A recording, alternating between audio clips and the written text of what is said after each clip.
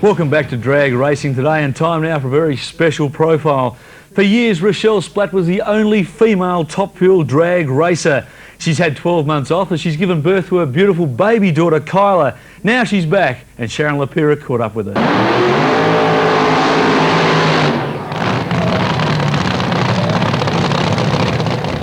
What mum doesn't spend all day racing about, but only one mum makes it to 480 kilometres an hour in less than 5 seconds. I'm talking about Rachelle Splatt. Not only is she Australia's fastest mum, she's also the first woman in the world to clock 480 kilometres per hour. Welcome to Drag Racing Today, Rachelle. Thank you for having me. Let's go back to '92. You were the youngest person to qualify for a top fuel licence. Yeah, that's right. That was in January in 93 actually it was. And it was a very exciting year for me. It was fantastic. Now, a year later, I believe it was, you also then went ahead and smashed the elusive 480 kilometres per hour, and as we said, you were the first woman to do so. That's right. In 93, just after I got my licence, I was asked to go to America to race for a team over there, a brand new team. So I went over there and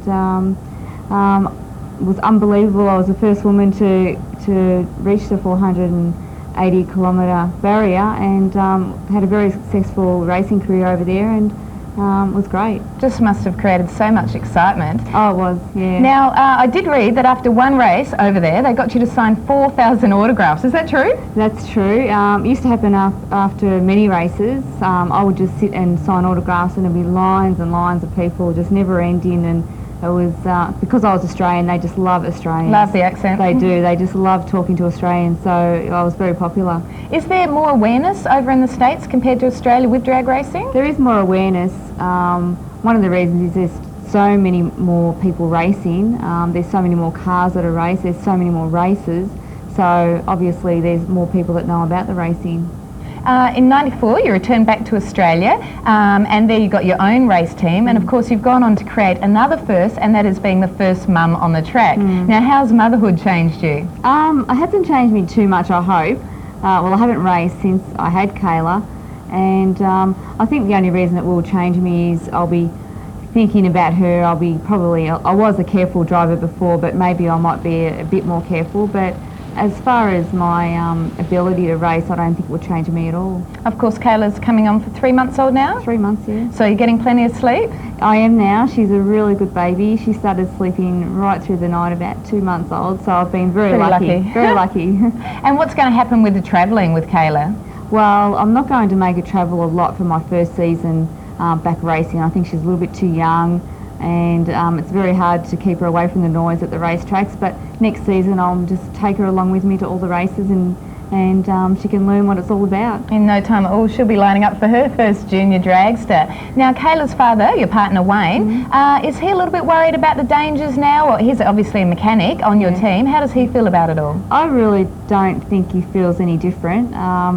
He loves racing. He knows I can drive, and he knows I've got a great team, and a lot of guys that work on my car are very dedicated to the car, and they always make sure everything's just so perfect before we go and race. So he's just as happy to go racing as what he was before. Excellent. Now, you've had a lot of highs and lows in the last year, and a very big low was the sudden death of one of your crew members, Greg Heath. That was fairly unfortunate, and a bit of a blow to the whole team, I guess. Oh, it sure was. He was just a major part of the team. He did so much on the race car, and he was just a great person, and to find someone to take his spot, it's very hard. We just have to try and get along with the season without him for the first season, and just see how we go, but we're going to miss him a real lot. And looking ahead to this season, what have we got to look forward to? Well, we just want to go out and have fun like we always do. It's our major concern is we just want to have a good time, but one of our other goals is to be the first to reach the 480 kilometre barrier in Australia, because it hasn't been done before. So I think there's a lot of people out there that are trying to do that same thing, and so that's one of our goals. Okay, well, thanks very much, Rachelle, and I'm sure she'll have no problem reaching that goal. She's done so well with all the rest, and she makes a wonderful role model to all of us. Rachelle Splatt there with Sharon, and isn't it great to see her back racing?